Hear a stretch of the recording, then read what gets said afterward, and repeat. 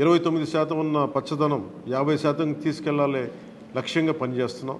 ఈ వన మహోత్సవ కార్యక్రమంలో మరొక ముఖ్య విషయం వృక్ష జాతుల ఎంపిక చాలా కీలకం. అవి స్వదేశీ వృక్ష జాతులను ఎంపిక చేసుకోవటం చాలా అవసరం. స్థానిక వృక్ష జాతులు నాటడం ద్వారా జీవ వైవిధ్యాన్ని, నేల ఆరోగ్యాన్ని మరియు పర్యావరణం మరియు మానవ ఆరోగ్యాన్ని కాపాడిన వాళ్ళు అవుతాం. అందుకే దేశవాళీ చెట్లు పెంచడం చాలా అవసరం.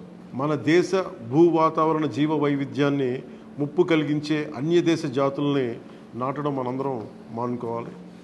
చూడటానికి మొక్క ఆకర్షణీయంగా ఉంది, మొక్క నాటితే ఏపుగా పెరిగిపోతుంది, నిర్వహణ ఖర్చులు అని చెప్పి ఎవెన్యూ ప్లాంటేషన్ పేరు మీద గత దశాబ్ద కాలంలో అన్య దేశ వృక్ష జాతులైన కోనాకార్పస్, ఏడాకుల పాల, మడగాస్కర్ ఆల్మండ్, ఆస్ట్రేలియా తుమ్మ లాంటి వృక్ష జాతుల్ని విరివిగా నాటేశాం. వీటి మూలంగా పర్యావరణానికి ప్రయోజనం కంటే కూడా ఆరోగ్యం మీద, భూగర్భ జల సంపద మీద చాలా తీవ్ర ప్రభావం చూపుతూ ఉంది.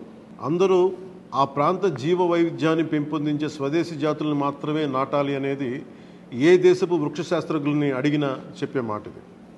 కానీ ఆ వాస్తవాన్ని విస్మరించి విదేశీయ మొక్కల మోసుతో రాష్ట్రమంతటా కోనాకార్పస్తో నింపేశారు. కోనాకార్పస్ అసలు మొదట పరిచయం చేసిన అరబ్ దేశాలే దాన్ని నిషేధించినాయి. ఎందుకంటే దాని దుష్ప్రభావాలను గుర్తించిన వెంటనే నిషేధించారు, తీసేశారు. మన దేశంలో తెలంగాణ, గుజరాత్, కర్ణాటక, అస్సాం ప్రభుత్వాలు కూడా వీటిని నిషేధించినాయి.